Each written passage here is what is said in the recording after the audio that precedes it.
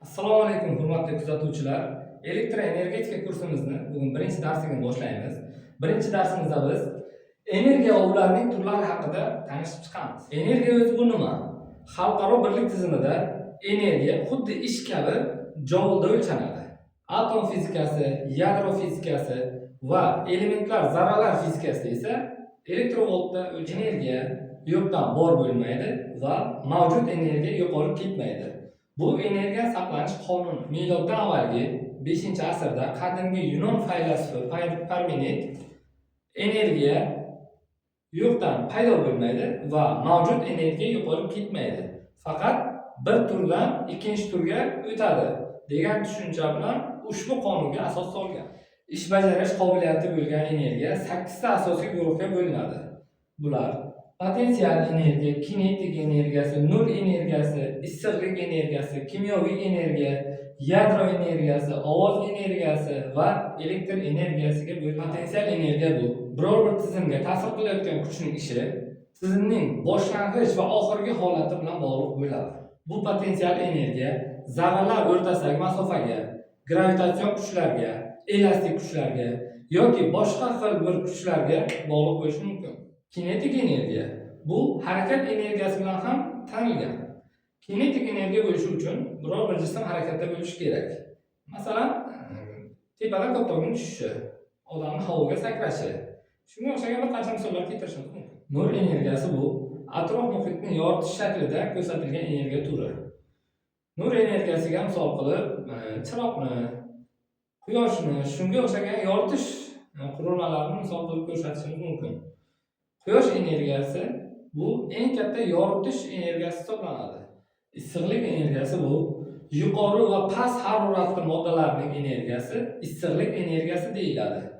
Issiqlik energiyasiga misol qilib isitish tizimlari yoki quyosh nuri ham issiqlik ham yoritish energiyasiga misol bo'la oladi.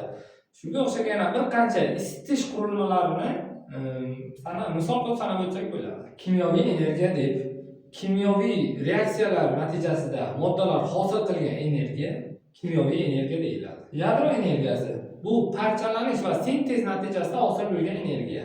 Bu atom elektrostansiyalarida olinadi. Ovoz energiyasini baland ovoz bilan har qanday obyektga zarar yetkazish bilan izohlash mumkin. Elektr energiyasi lotincha elektrokus so'zidan olingan bo'lib, zaryadlangan erkin elektron zarralarning o'zaro ta'siri va tartibli harakati natijasida yuzaga keladigan hodisalar majmui hisoblanadi. Yuqorida sanab o'tgan barcha energiya turlari ikki turga bo'linadi: birlamchi energiya va ikkilamchi energiya. Birlamchi energiya bu boshqa shaklga o'zgartirilmagan tabiiy manbalardan to'g'ridan-to'g'ri foydalanishga tayyor bo'lgan energiya. Birlamchi energiyaga misol qilib quyosh, shamol, ko'mir, neft, gaz, yog'och, uran kabi mahsulotlarni misol qilib olishimiz mumkin. Ushbu birlamchi mahsulotlardan foydalangan holatda issiqlik energiyasi, elektr energiyasi, mexanik energiya va shunga o'xshagan ikkilamchi energiyalar hosil qilishimiz mumkin. Ikkilamchi energiya bu birlamchi energiyadan foydalangan holatda olinadigan energiya manbasi. Misol qilib shamol generatorlarini olamiz. Esadigan shamol bu bizga birlamchi energiya va esadigan shamol paraklarni harakatga keltiradi va u paraklar generatorni harakatga keltirib bizga elektr energiyasi ishlab chiqaradi va ushbu elektr energiyasi bizga ikkilamchi energiyasiga misol bo'la oladi. Shu bilan bugungi darsimiz o'z nihoyasiga yetdi. Sizni qiziqtirgan qandaydir bir savollaringiz bo'ladigan bo'lsa, izohlarni yozib qoldiring. Biz albatta video tavsiya qilib sizga tushuntirishga harakat qilamiz. Qo'limizdan kelgancha.